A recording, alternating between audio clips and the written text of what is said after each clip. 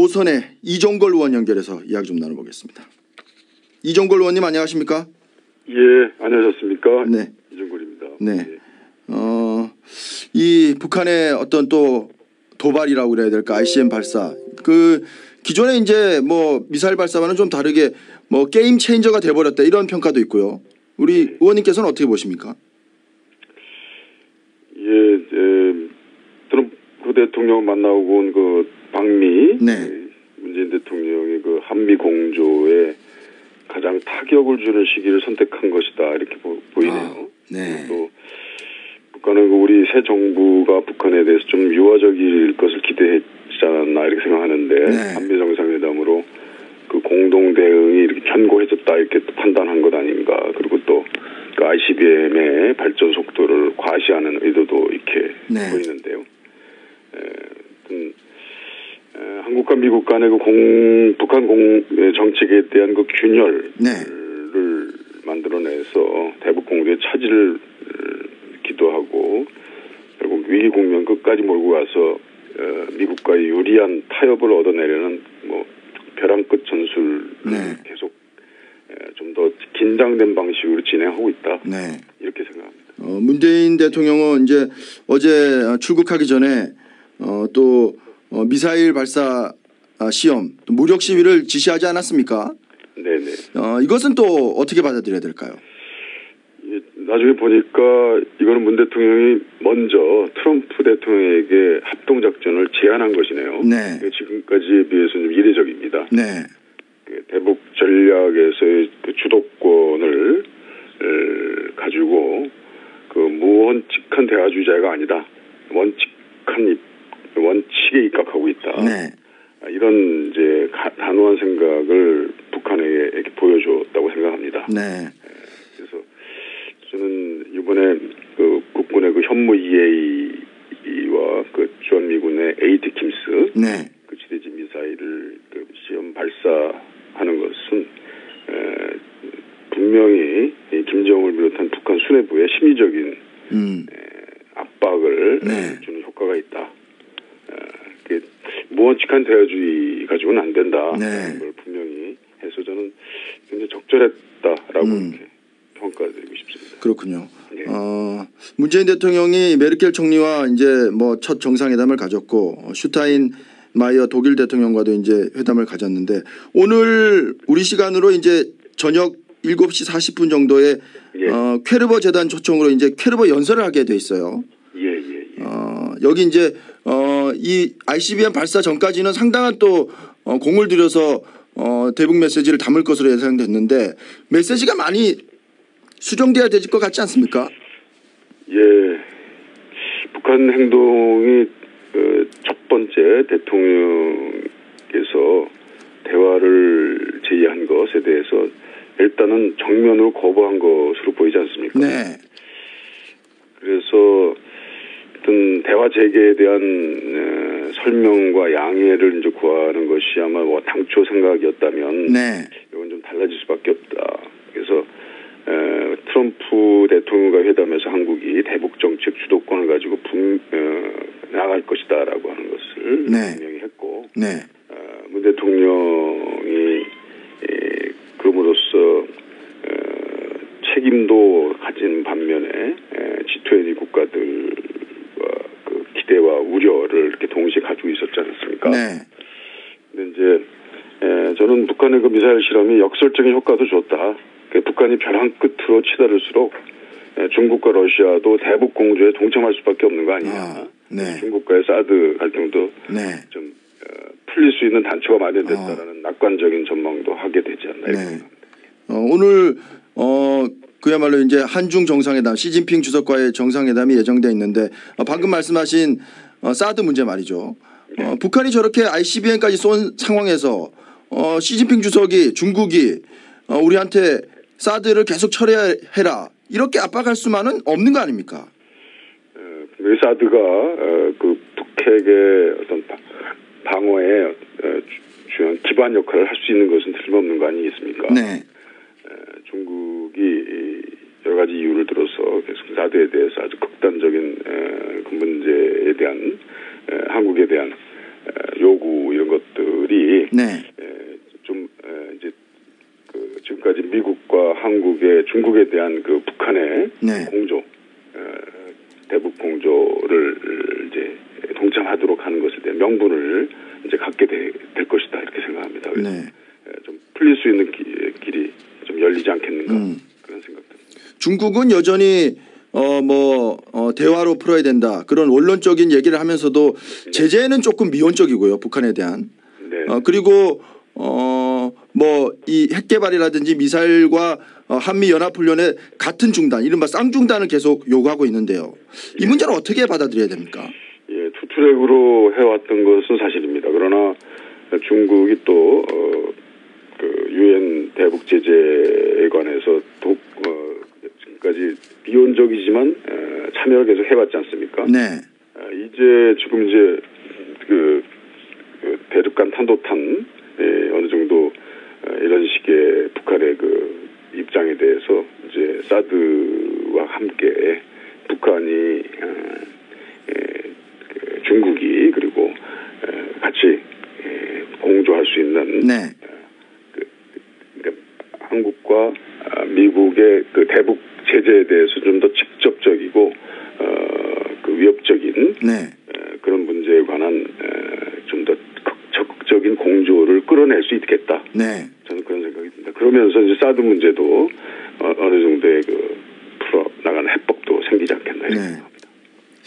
관련해서 이제 야당 쪽 얘기를 좀 해보겠습니다. 자유한국당 정우택 원내대표는 문재인 대통령이 이런 상황에서도 주사파적 대북관, 자주파적 동맹관을 유지할 것인지 걱정스럽다 이렇게 얘기했고, 바른정당 이해원 대표는 낭만적 민족 우선론 아니냐, 미사일 발사 전날 문 대통령이 북한이 대화못으로 나설 마지막 기회라고 말했지만 북한이 그 마지막 문을 자기들 발로 차버렸다. 그럼에도 대화의 문은 열어둔다는 청와에 대해 인식이 우려스럽다. 이렇게 강하게 좀 두 보수 야당이 비판했는데요. 이 부분은 어떻게 받아들이십니까? 원론적인 비판인데 네. 저는 지금 북한이 문재인 대통령의 대북 대화 제안을 이렇게 한 방에 차버린 그런 명분 없는 행동에 대해서 네. 원칙 있는 대북 전략을 이제 구사함으로써 네. 저는 바른정당이나 이분들이 얘기하고 있는 그런 투트랙을 저희들은 어느 정도 당연히 가지고 있는 것이었다라고 선택하고 네. 다만 북한이 언제든지 그 투트랙에서 대화의 문으로 나올 수 있는 것에 대한 네. 문까지 닫아놓는 것은 그 앞으로의 그 평화 제안이라든지 네. 평화에 대한 그 화해 협력의 그 가능성을 우리가 남북 문제에 대해서 가장 목표로 가지고 있는 한 그것은 또 가지고 있는 것이 네.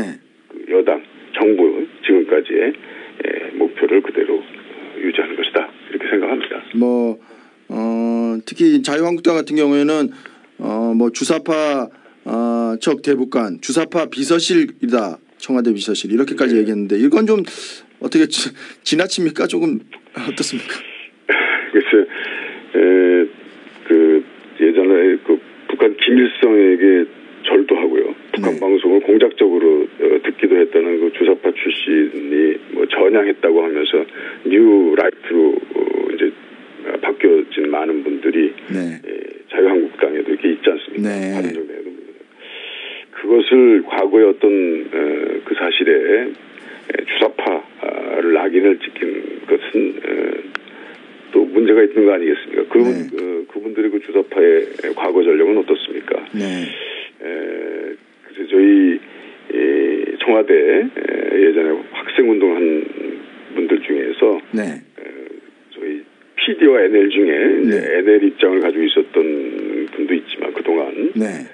20, 30년 동안 제도권에서 정치하면서 무슨 유권자들한테 여러 차례 선택을 받은 기성 정치인들 아니겠습니까? 네. 그런 그야말로 좀 낭만적인 또 어떻게 보면 좀 천박해 보이는 네. 그런 논쟁은 이제 좀 시간 낭비 아니겠나 그런 생각합니다. 사실 임종석 대통령 비서실장 뭐 전대협 의장 출신이기도 하지만 국회의원으로서 뭐 재선도 하고 하면서 국민적인 어떤 그런 심판 평가는 다 받았으니까 말이죠. 예, 그런 억지 주장은 북한 김정은 집단만 좋아하는 것이 아니겠습니까? 네. 남한에서 이렇게 주체사상을 흠모하고 북한을 동경한다고 주민들한테 선전할 빌미를 야당이 계속 제공하는 겁니다. 그런 거는. 네. 그래서 건설적인 네. 수준 있는 비판이라고 보여지지 않습니다. 네. 어느 국민도 그것을 믿지 않다 생각합니다. 전국 현안 몇 가지 좀 짚어보겠습니다.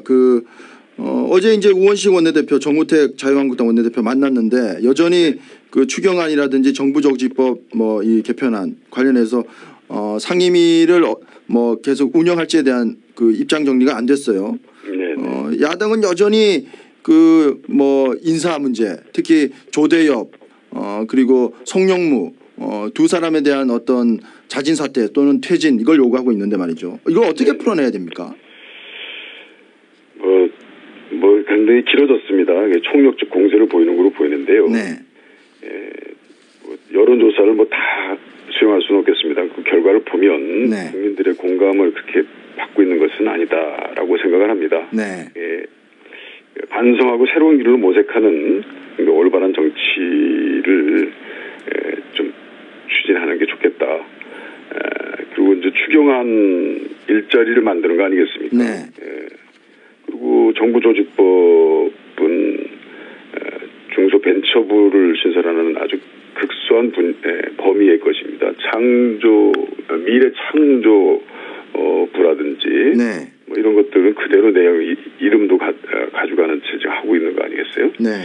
과거에 그 정권 바뀐 그 반대 상황에서 5년 전, 10년 전에 얘기를 한번 해보면은 네. 아마 좀 지나친 그런 주장이다 이렇게 생각할 겁니다. 네. 그래서 이번에 이제 한 달 정도 했으니까 네. 이제 좀 미래적인 그 정부 조직에 관한 그리고 또 추경안 같은 경우 지금까지도 한 번도 무슨 채권을 발행하면서 하는 것도 아닌 네. 추경인데 그래서 이제 국민들에게 어느 정도 분명히 각인시켰다고 저는 생각합니다. 그것에 대한 문제점이나 이런 것들을 어떻습니까? 알아주는 것이 좋겠다 생각합니다. 네. 이제 자유한국당의 새 지도부로 홍준표 체제가 등장했는데 조금 기대하시는 바가 있습니까? 아니면은 더 어려워질 거라고 보십니까? 잘하길 기대합니다. 지금 현재 5당 체제에서 저는 그래도 지난번 양당 체제보다는 훨씬 더 다양한 정치적 그런 주장들이 나오는 것을 저는 보고 있습니다. 그러니까 네. 홍준표 대표에 대해서도 네. 그동안 이번 선거 때 보여줬던 좀 무리한 태도라든지 네. 이런 것들도 양당 제도보다는 훨씬 더 상쇄되고 또 국민들의 주장이 선택 가능성 있는 여러 가지 선택지에 넓혀지기 때문에 네. 그런 문제점도 좀 어느 정도 완화될 것이다라고 네. 보고 있습니다. 네. 물론 한편에는 홍준표 대표가 자유한국당의 대표로 압도적으로 선출됐다는 것이 결과적으로 저 여당에게는 나쁘지 않은 것이다 이렇게 네. 보는 견해도 있는데요. 네. 그렇게까지 너무 진영 논리에 볼 것은 아니고 어쨌든 간에 자유한국당이 그 패배에 대한 성찰과 반성을 통해서 새로운 길을 같이 함께 가야 된다라고 거기에 홍준표 대표가 좀 쇄신하고 일신에서 좀 나서는 것이 좋겠다. 그런 기대도 합니다. 그것이 한국 정치의 발전에 도움이 되지 않겠습니까? 관련해서 한 가지만 더 여쭤보죠. 국민의당 그 제보 조작 사건 파문이요. 네. 상당히 지금 국민의당이 그야말로 존립 위기까지도 받고 있는데 말이죠. 이 사건은 의원님께서는 어떤 식으로 좀 흘러갈 것으로 보십니까? 지금 여전히 안철수 전 대표는 입장을 밝히지 않고 있고 말이죠. 네. 지금 보면은 좀 정치 신인이라고 보이는 이유미 씨나 또 이준서 씨요. 이준서 그분의 이제 단독 범행이었고 과잉 충성에 의한 것이었다. 네, 그렇죠. 보이고요. 그리고 국민당 지도부는 거기에 뭔가 좀 속았다는 느낌이 있습니다. 네. 그러나 국민의당도 지난번에 어찌 보면 저희 당보다 훨씬 더 많은 국민적 지지를 받은 정당 아니겠습니까? 총선 때. 총선 때요. 네. 예. 그런 그 틀과 범위가 있는 정당이기 때문에 그 국민의당 지도부가 완전히 속은 것이다 이렇게 던져버리고 우리 책임 없다 이렇게 보이면 이건 국민들로서는 과연 그럴 것이냐라고 하는 그런 의구심도 갖게 될 것입니다. 그래서 혹시 아무튼 이 점에 관해서 수사 과정이 진행되고 있고 또 사실관계들이 좀 어느 정도 분명히 되겠습니다만 그 국민의당 지도부는 국민적 정서에 맞게 대응을 해서 이 점에 관해서 국민들이 그야말로 그동안 잘못에 대한 사과와 앞으로의 새로운 방향에 대한 국민적 서약을 하는 것이 좋겠다. 이 문제로 국민의당이 아마 엄청난 위기에 빠지고 있다라는 것을 국민의당에서는 인식해야 된다. 저 그런 생각입니다. 안철수 후보는 대선 후보였기 때문에 정치적 책임, 거취 문제도 거론되고 있는데 우리 의원님께서는 어떻게 해야 된다고 보십니까? 이게 이제 그때 처음에 시작할 때 그 당시 박지원 대표가 이렇게 좀 먼저 제기하고 어찌 보면 그 정치 신인들에게 이렇게 부추겼던 그런 측면도 있어 보입니다. 그때 저도 잘 기억이 안 나서 이렇게 쉽게 사고생각을 해봤는데요. 그리고 이제 안철수 대표도 거기에 이렇게 직접 관여해가지고 한 것으로 보이지는 않습니다만. 그러나 그래서 그걸 꼬리 자르기로 그 두 정치 신인의 어떤 독단적인 그 행위와 아주 속은 피해자로서 이렇게 이분법으로 국민의당을 이제 몰고 가면 그것이 좀 손해를 좀 줄이지 않겠나라는 한 것보다는 이 국민의당이 총력으로 그야말로 속았다기보다 속았는 측면도 있지만 미숙해가지고 사실은 뭔가 그 미필적 고의 같은 것도 있어서 책임을 져야 되는 측면도 저는 분명히 있다고 봅니다. 그러니까 정치적으로 이것을 그야말로 수용해서 국민의당 전체 문제로 이걸 빨리 국민들에게 사과하고 빨리 다음 국면으로 넘어가는데 결단을 내리는 것 이것이 중요하다. 저는 그렇게 생각합니다. 그 다음 국면이라면 혹시 정계 개편 같은 것이 올까요? 저는 국민의당의 이 문제가 그냥 사소한 문제로 그냥 넘어갈 것이다 이렇게 봐서는 안 될 것이다. 그렇습니다. 정계 개편이라기보다는 국민의당 하나의 큰 문제가 어찌 보면은 정치권 전체의 그러면 야권 중에서도 국민의당이 어찌 보면 저희 같은 둥어리를 가지고 있었던 여당에도 그런 정치 행태에 대한 비난이 떨어질 수 있을 것이다. 그러니까 이런 흑색 방식에 대해서는 스스로 정치 책임을 짐으로써 다시는 그런 일이 이루어지지 않을 것이다라고 하는 그런 각오를 국민들한테 하면서 빨리 이제 이것이 이제 뉴스로부터 사라지고 새로운 미래 국면으로 나가는 것이 중요하다 이렇게 생각합니다. 더불어민주당 이종걸 의원과 이야기 좀 나눠봤습니다. 의원님 오늘 말씀 고맙습니다. 예, 감사합니다.